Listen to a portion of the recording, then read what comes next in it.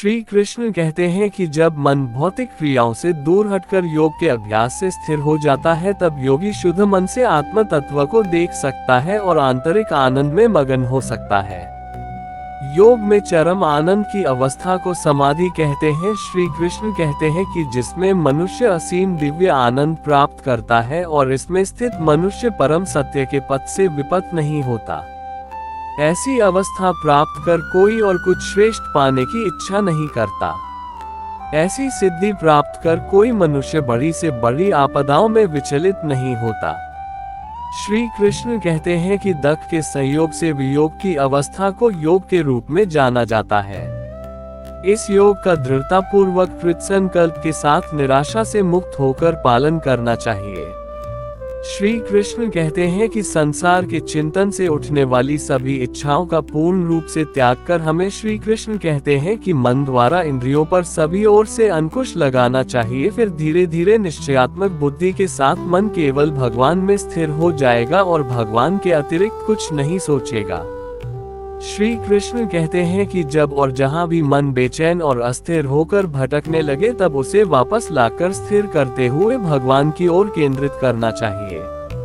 श्री कृष्ण कहते हैं कि जिस योगी का मन शांत हो जाता है और जिसकी वासनाएं वश में हो जाती हैं एवं जो निष्पाप है तथा जो प्रत्येक वस्तु का संबंध भगवान के साथ जोड़कर देखता है, उसे अलौकिक आनंद प्राप्त होता है। श्री कृष्ण कहते हैं कि इस प्रकार आत्म संयमी योगी आत्मा को भगवान में एकीकृत कर भौतिक कल्मश से मुक्त हो जाता है और निरंतर परमेश्वर में तल्लीन होकर उसकी दिव्य प्रेममयी भक्ति में परम सुख प्राप्त करता है। श्री कृष्ण कहते हैं कि सच्चा योगी अपनी चेतना को भगवान के साथ एकीकृत कर समान दृष्टि से सभी जीवों में भगवान और भगवान को सभी जीवों में देखता है।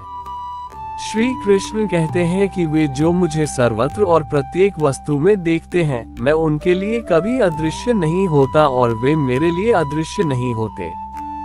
जो योगी मुझ में एकनिष्ठ हो जाता है और परमात्मा के रूप में सभी प्राणियों में मुझे देखकर श्रद्धा पूर्वक मेरी भक्ति करता है, वह सभी प्रकार के कर्म करता हुआ भी केवल मुझ में स्थित हो जाता है। मैं उन पूर्ण सिद्ध योगियों का सम्मान करता हूँ जो सभी जीवों में वास्तविक समानता के दर्शन करते हैं और दूसरों के सुखों और दुखों के प्रति ऐसी प्रतिक्रिया व्यक्त करते हैं जैसे कि वे उनके अपने हों।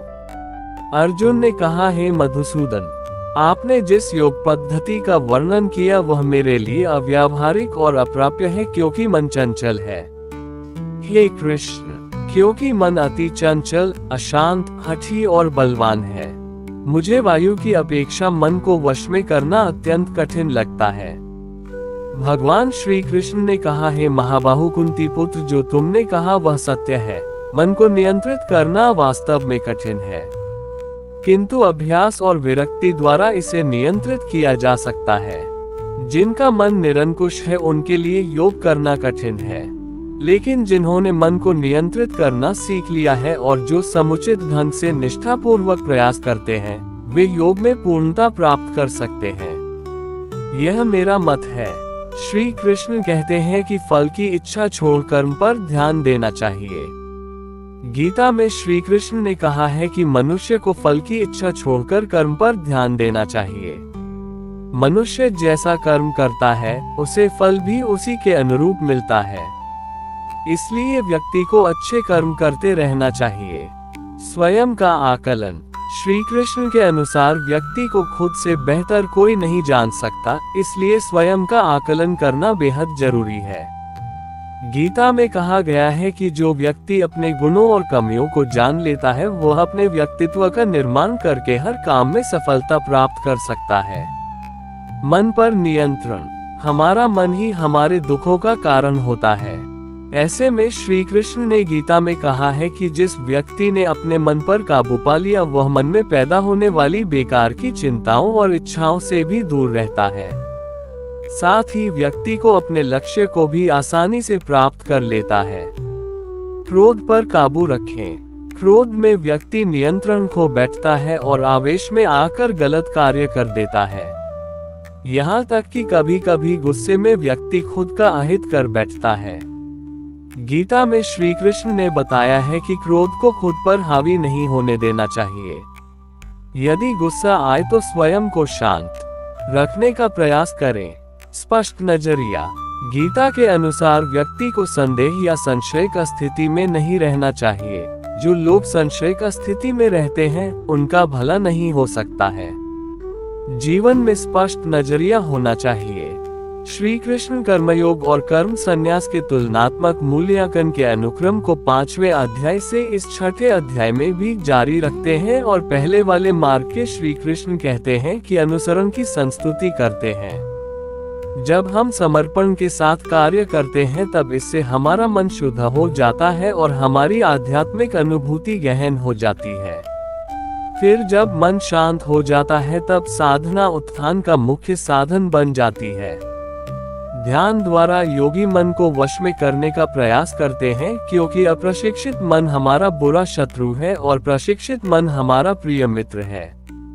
श्री कृष्ण अर्जुन को सावधान करते हैं कि कठोर तप में लीन रहने से कोई सफलता प्राप्त नहीं कर सकता और इसलिए मनुष्य को अपने खान पान, कार्यकलापों, अमोद प्रमोद और निद्रा को संतुलित रखना चाहिए। आगे फिर वे मन को भगवान में एकीकृत करने के लिए साधना का वर्णन करते हैं। श्री कृष्ण कहते हैं कि जिस प्रकार से वायु रहित स्थान पर रखे दीपक की ज्वाला में झिलमिलाहट नहीं होती, ठीक उसी प्रकार साधक को मन साधना में स्थिर रखना चाहिए। वास्तव में मन को वश में करना कठिन है, लेकिन अभ्यास और विरक्ति द्वारा इसे नियंत्रित किया जा सकता है। इसलिए मन जहाँ कहीं भी भटकने लगे तब हमें वहां से इसे वापस लाकर निरंतर भगवान में केंद्रित करना चाहिए। जब मन शुद्ध हो जाता है तब यह अलौकिकता में स्थिर हो जाता है। आनंद की इस अवस्था को समाधि कहते हैं, जिसमें मनुष्य असीम दिव्य आनंद प्राप्त करता है। इसके पश्चात अर्जुन उस साधक के भाग्य के संबंध में प्रश्न करता है जो इस मार्ग का अनुसरण करना आरंभ तो करता है लेकिन अस्थिर मन के कारण लक्ष्य तक पहुंचने में असमर्थ रहता है। श्री कृष्ण उसे पुनः आश्वस्त करते हैं कि जो भगवद प्राप्ति के लिए प्रयास करता है, बुराई कभी उस पर हावी नहीं हो सकती। भगवान सदैव पूर्व जन्मों में संचित हमारे आध्यात्मिक गुणों का लेखा जोखा रखते हैं और अगले जन्मों में उस ज्ञान को पुनः जागृत करते हैं ताकि हमने अपनी यात्रा को जहां से छोड़ा था उसे वहीं से पुनः आगे जारी रख सकें। अनेक पूर्व जन्मों से अर्जित पुण्यों और गुणों के साथ योगी अपने वर्तमान जीवन में भगवान तक पहुंचने में समर्थ हो सकता है। इस अध्याय का समापन इस उद्घोषणा के साथ होता है कि योगी भगवान के साथ एकीकृत होने का प्रयास करता है, इसलिए वह तपस्वी, ज्ञानी और कर्मकांडों का पालन करने वाले कर्मी से श्रेष्ठ होता है। सभी योगियों में से जो भक्ति में तल्लीन रहता है वह सर्वश्रेष्ठ होता है। परम प्रभु ने कहा, वे मनुष्य जो कर्मफल की कामना से रहित होकर अपने नियत कर्मों का पालन करते हैं वे वास्तव में सन्यासी और योगी होते हैं, न कि वे जो अग्निहोत्र यज्ञ संपन्न नहीं करते अर्थात अग्नि नहीं जलाते और शारीरिक कर्म नहीं करते। जिसे सन्यास के रूप में जाना जाता है वह योग से भिन्न नहीं है। कोई भी सांसारिक कामनाओं का त्याग किए बिना सन्यासी नहीं बन सकता। जब कोई मनुष्य न तो इंद्रिय विषयों में और न ही कर्मों के अनुपालन में आसक्त होता है और कर्म फलों की सभी इच्छाओं का त्याग करने के कारण ऐसे मनुष्य को योग मार्ग में आरूढ़ कहा जाता है। मन की शक्ति द्वारा अपना आत्मा उत्थान करो और स्वयं का पतन न होने दो। मन जीवात्मा का मित्र और शत्रु भी हो सकता है। जिन्होंने मन पर विजय पा ली है, मन उनका मित्र है, किंतु जो ऐसा करने में असफल होते हैं मन उनके शत्रु के समान कार्य करता है। वे योगी जिन्होंने मन पर विजय पा ली है वे शीत ताप, सुख दुख और मान अपमान के द्वंद्वों से ऊपर उठ जाते हैं। ऐसे योगी शांत रहते हैं और भगवान की भक्ति के प्रति उनकी श्रद्धा अटल होती है। वे योगी जो ज्ञान और विवेक से संतुष्ट होते हैं और जो इंद्रियों पर विजय पा लेते हैं वे सभी परिस्थितियों में अविचलित रहते हैं। वे धूल, पत्थर और सोने को एक समान देखते हैं। योगी शुभ चिंतकों, मित्रों, शत्रुओं, पुण्यात्माओं और पापियों को निष्पक्ष होकर समान भाव से देखते हैं। इस प्रकार जो योगी मित्र, सहयोगी, शत्रु को समदृष्टि से देखते हैं और शत्रुओं एवं सगे संबंधियों के प्रति तटस्थ रहते हैं तथा पुण्यात्माओं और पापियों के बीच निष्पक्ष रहते हैं, वे मनुष्यों के मध्य विशिष्ट माने जाते हैं। योग की अवस्था प्राप्त करने के इच्छुक साधकों को चाहिए कि वे एकांत स्थान में रहें और मन एवं शरीर को नियंत्रित कर निरंतर भगवान के चिंतन में लीन रहें तथा समस्त कामनाओं और सुखों का संग्रह करने से मुक्त रहें। योगाभ्यास के लिए स्वच्छ स्थान पर भूमि पर कुशा बिछाकर उसे मृगछाला से ढककर और उसके ऊपर वस्त्र बिछाना चाहिए। आसन बहुत ऊंचा या नीचा नहीं होना चाहिए। योगी को उस आसन पर दृढ़तापूर्वक बैठकर मन को शुद्ध करने के लिए सभी प्रकार के विचारों तथा क्रियाओं को नियंत्रित कर मन को एक बिंदु पर स्थिर करते हुए साधना करनी चाहिए। उसे शरीर, गर्दन और सिर को सीधा रखते हुए और आंखों को हिलाए बिना नासिका के अग्रभाग पर दृष्टि स्थिर करनी चाहिए। इस प्रकार शांत, भयरहित और अविचलित मन से ब्रह्मचर्य की प्रतिज्ञा में निष्ठ होकर उस प्रबुद्ध योगी को मन से मेरा चिंतन करना और केवल मुझे ही अपना परम लक्ष्य बनाना चाहिए। इस प्रकार मन को संयमित रखने वाला योगी मन को निरंतर मुझ में तल्लीन कर निर्वाण प्राप्त करता है और मुझे में स्थित होकर परम शांति पाता है। हे अर्जुन, जो लोग बहुत अधिक भोजन ग्रहण करते हैं या अल्प भोजन ग्रहण करते हैं, बहुत अधिक या कम नींद लेते हैं, वे योग में सफल नहीं हो सकते।